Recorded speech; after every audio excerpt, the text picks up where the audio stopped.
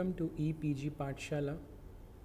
I am Dr. Prashant Khatri, Assistant Professor, Department of Anthropology, University of Allahabad. And today I am going to speak on the issue of feminist approaches to epistemology. Now to start with the feminist approaches to epistemology. Before we begin to understand various feminist approaches to epistemology, it would be worth to understand what we mean by epistemology. In simple terms, epistemology is the study of various ways of knowing the world around us. Through epistemology, we try to understand that how we know what we know. Epistemology may be defined as the science of knowing.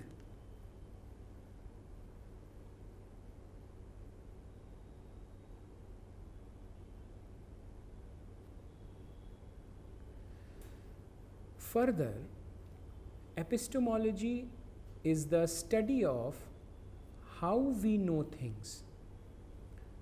Epistemology includes philosophical debates on how we ought to know. It also includes scientific ways about knowing the world around us. At another level, epistemology deals with knowing the truth, that what is true. The central question is, what constitutes truth, and how, as a researcher, one is able to reach truth. So in this small figure or diagram or a cartoon, you see that a person is going towards the truth. So how we reach the truth or how we reach the knowledge is actually what epistemology is all about. Epistemology is also defined as differing understandings of the nature of knowledge and truth. Thus, there are several ways of knowing. A researcher can subscribe to rationalism or empiricism, or she may subscribe to the ideology of positivism or interpretivism. To begin with, let us see what rationalism is. Rationalism assumes that the best way of knowing is through your own capacity of reasoning. Rationalists are of the view that there are a priori truths. In other words, truth already exists around us, and in order to know the truth, we just need to take help of reason. Through reasoning, we can reach truth that already exists. So what is required is to train our minds in such a way that we reach truth.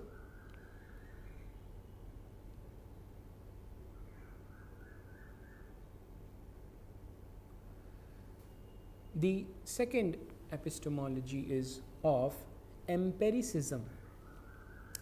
Now, opposing rationalism is the philosophy of empiricism. Empiricism puts emphasis not on reason but on human experience. It says that we are able to know things and events that we are exposed to. This suggests that there is no absolute truth. We may know something to an extent we are exposed to it, and different people are exposed to different kinds of experiences. Rationalism, on the other hand, suggests that absolute truths can be gained through reason. Then the epistemology of positivism. The epistemology of positivism owes its origin in Saint-Simon and its development in Auguste Comte. The epistemology of positivism focused on the development of scientific laws for explaining phenomena. This way of knowing the social world in social sciences was aimed at making social sciences just like the other physical sciences of the day. So there you can see the photograph of Auguste Comte, who is known as the father of positive philosophy. However, there was a reaction against positivism in social sciences that tried to project a different epistemology to understand social realities. In the counter-revolution of science, Friedrich von Hayek laid out the case against the possibility of what Ogburn imagined would be a science of humanity.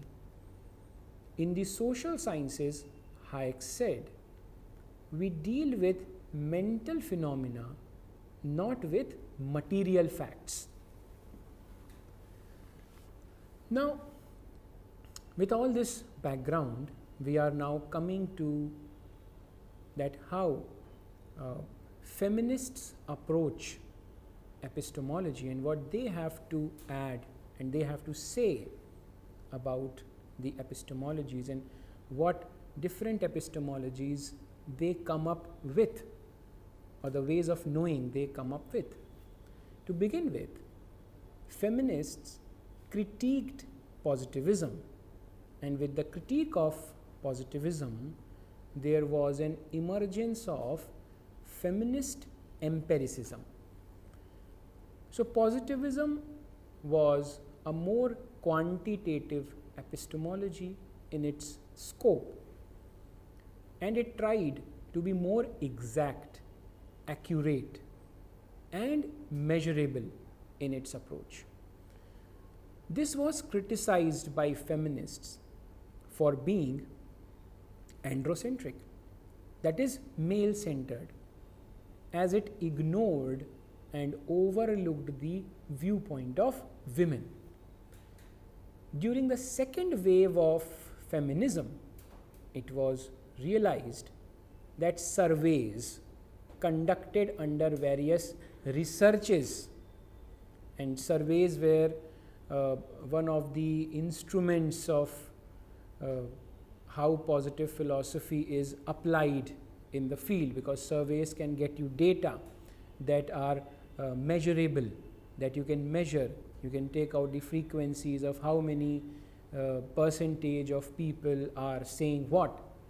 So it is more measurable, more trying to be more accurate, exact. So surveys conducted under various researches had only males as their respondents, and females were completely overlooked. So this was realized. As women were not part of the research samples, a skewed understanding of the social phenomena went largely unnoticed. It is the fundamental aim of positivism to extract realities and establish laws that are governing the society. It is also mandated under positivism that a value-free research should be conducted that will not involve the personal choices and attributes of the researcher. So just like in the case of natural sciences, where we deal with the matter, where we can be more objective in dealing with the matter, in dealing with the material. Similarly, that kind of objectivity was also the aim of positivism in social sciences, and that is the meaning of being value-free researcher. Such a research agenda advocates that personal biases and prejudices have no place in an objective inquiry. However, this research agenda has been criticized by the feminists. They contend and they say that while dealing with human society, it is rather quite impossible to have complete objectivity. You cannot have complete objectivity when you are dealing with human beings. This is because human beings are influenced by their own socio-historical backgrounds. So you cannot treat human beings just like matter. This happens right from the time we go for selecting a research topic and extends well into the phases of data collection and its analysis. If one claims to be a value-free researcher, as it is done in positivism, then it also means that the researcher is claiming to be different from the researched, and this sets a kind of hierarchy between the two, between the researcher and the researched, the person who is researching and the person who is researching on the other. Feminists were against such a hierarchy in research and advocated for abandoning such kind of objectivity that creates a hierarchy, because in this way, this kind of an objectivity, if through positivism we try to gain objectivity in this way by being value free, by being detached from the researched, the person on which we are going to research. So it is more like being a sage, being a sadhu who is seeing things from above. Okay, so this creates a hierarchy. That means a researcher is on a higher pedestrian and the researched is on a lower pedestrian. So further criticizing positivism, it is argued that feminist scholars and researchers' illumination of women's experiences disrupted the positivist claim to universal knowledge and the so-called objective methodologies that accompanied and justified that claim. Indeed, feminists exposed the dominance of the positivist paradigm as stemming not from its objectivity or its universality, but from its privileged location within a historical, material, and social set of patriarchal power relations. The epistemological orientation of feminist research began with a criticism of positivism. However, positivism was not abandoned completely, even within the feminist research frame. Researchers began by including women in the research samples and taking up researches on specific topics that were relevant to women issues. This approach has been called by the name Add Women and Stir approach.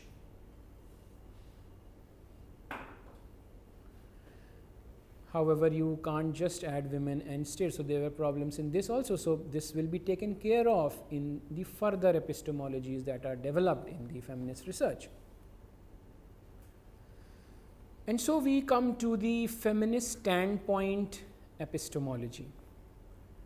The standpoint approach also advocated that the researcher from a disempowered category has an edge in conducting research on other disempowered people.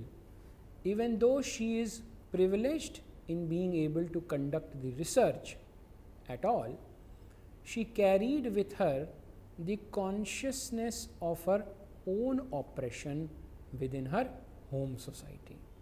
Thus, the researcher in the marginalized category develops a kind of double consciousness that permits insight into the kinds of power relations that might be oppressing the people whom she studies.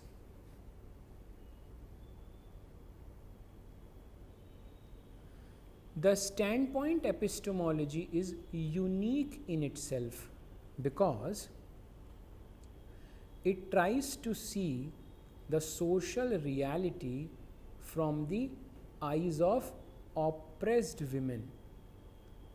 This is achieved through the method of documenting the lived experiences of women. The knowledge gained in such a manner is then used to bring about social change.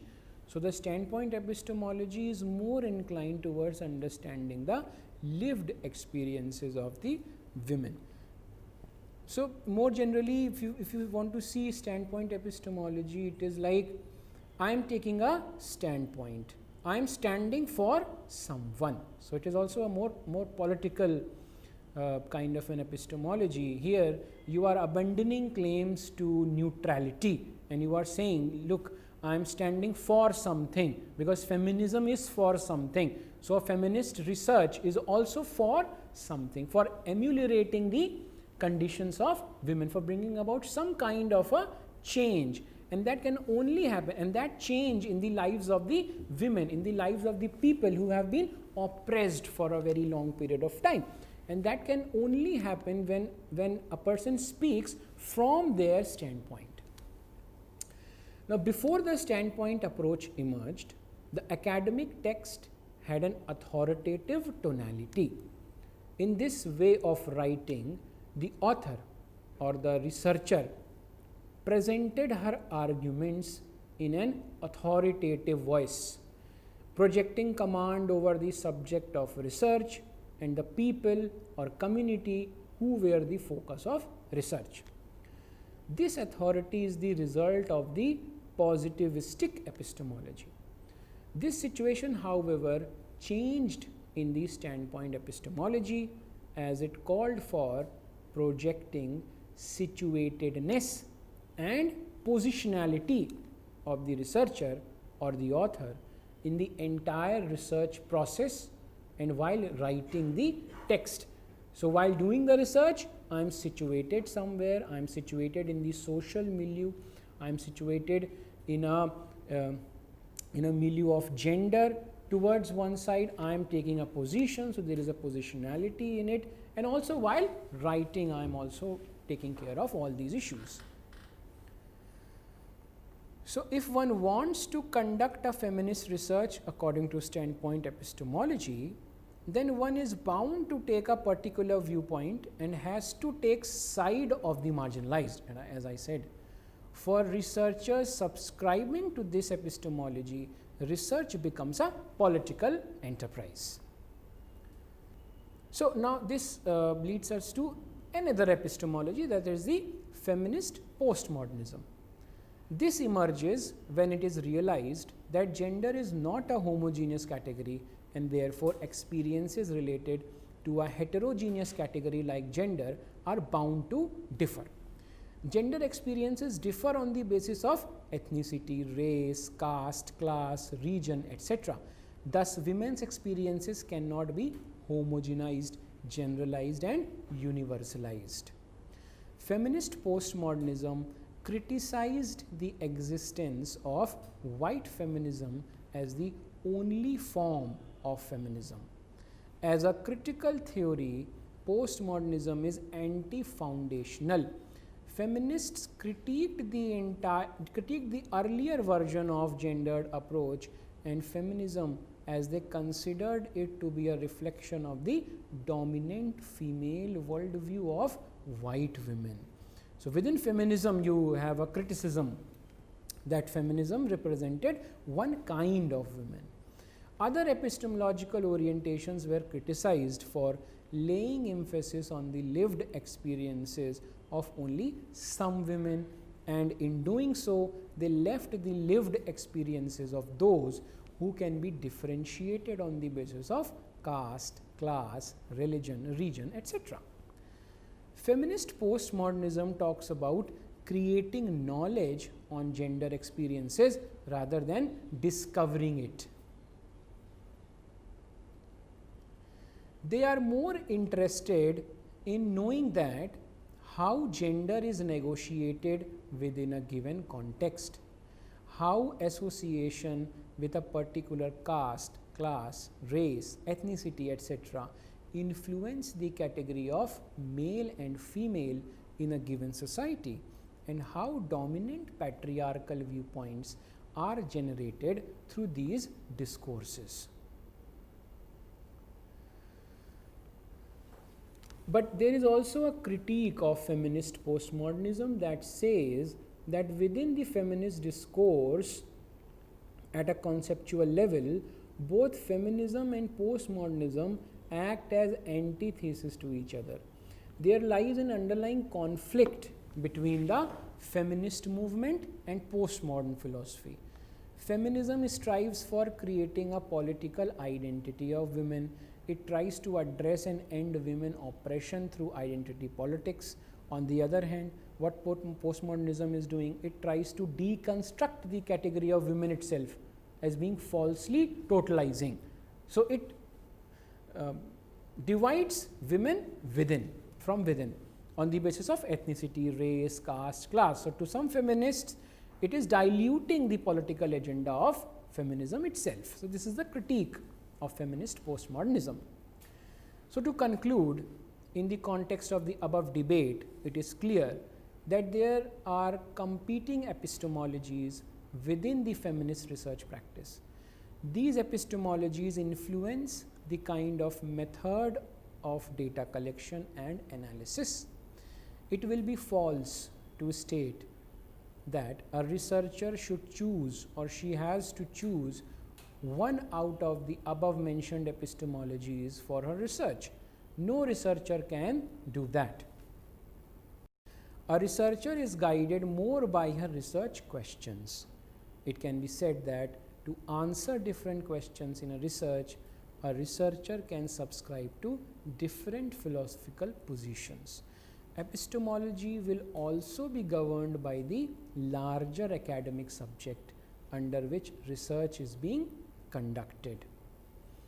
By subscribing to standpoint and postmodern epistemologies, feminist scholars have produced different methodologies for data collection.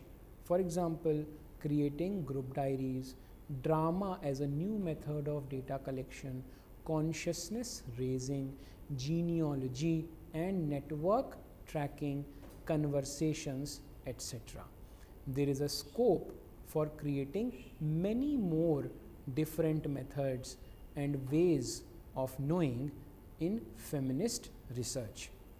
So, with this I come to an end of the presentation. Thank you very much for listening.